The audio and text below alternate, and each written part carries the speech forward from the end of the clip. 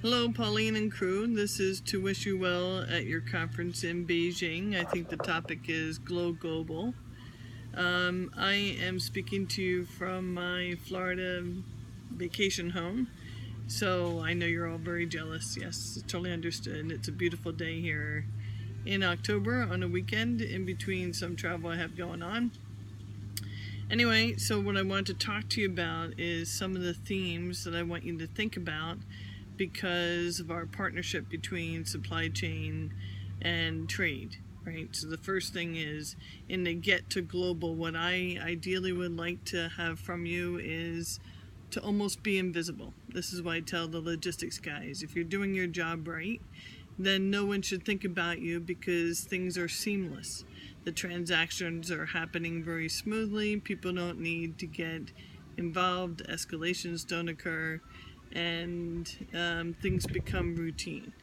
So that's where I would like it to ideally be. It doesn't mean it's not a value. It's just it's an infrastructure that's done behind the scenes that I don't need anyone to get involved, because if we have to get involved, that means we have something that's broken. Number two, where there are issues that are occurring, I would like the team to be more responsive in a faster timeline than I'm seeing. I have typical, hey, something's broken, something's not working as we thought it should, regardless of the upstream reason, but it takes a while to get an escalation going, an engagement process going. I know you've outsourced a lot of it, but unfortunately it means we're leaving a shipment high and dry. And that probably, so that's my item 2. And then I would tell you, I'm not sure where I think about you, whether I want you to be compliance oriented or I want you to be operationally engaged. Ideally, I think your team should be compliance oriented and get out of the operational engagement and move that back over to the execution arm of supply chain. So that's something I'd like to hear back from you on. Number 3, I'll show you some of my metrics that we do. We sit as a team and we're very robust into metrics right now.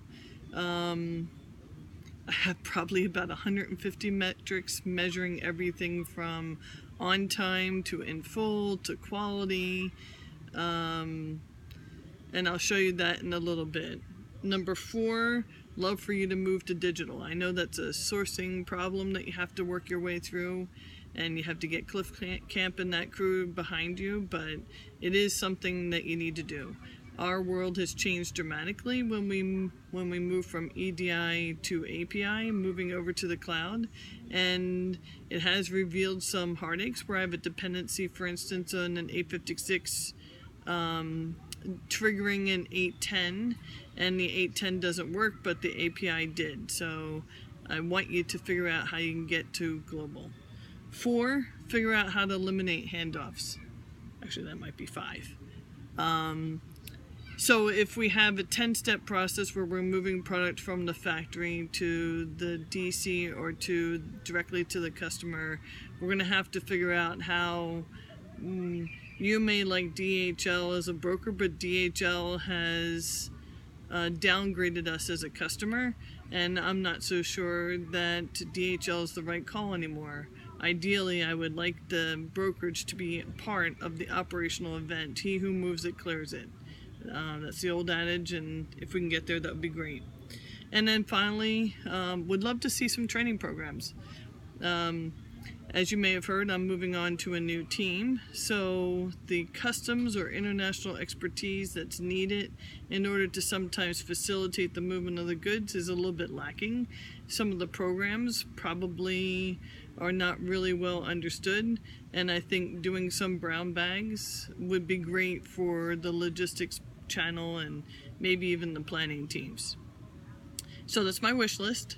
Hopefully that jives with what you're thinking about. And then I'm going to show you Power BI. I'll send it to you or to the person that pinged me. And so let's just see if I can do that. I'm not so sure if you can see it. But anyway, we moved to Power BI, and in there you'll see that I have channels, I have lines of business, I have geos, and I can see where everything is either green, yellow, or red. And every Monday we go through this and we click to see how things are transpiring. Right now, my on-time performance at a gross is 96. At a net is 96. And then I can see who's causing me the problems, either by carrier or by customer. I've incorporated both on time as well as cost to serve in here. So it's pretty cool what we're capable of doing, and we know exactly. This is why I'm so confident when I talk to James Quigley about who's causing the problem and why, but we know exactly where the problems are being caused and what we need to do the corrective action. So I'll send you the link, and totally fine for you to play around with this and figure out what you can leverage or work with us in conjunction. But I definitely don't see metrics being used as part of our dialogue with you or your dialogue with us, and that's something that I would really like to see. So, hope you have a great conference again, and I'll sign off, see if I can get this to you in time, and we'll talk to you soon. Thanks.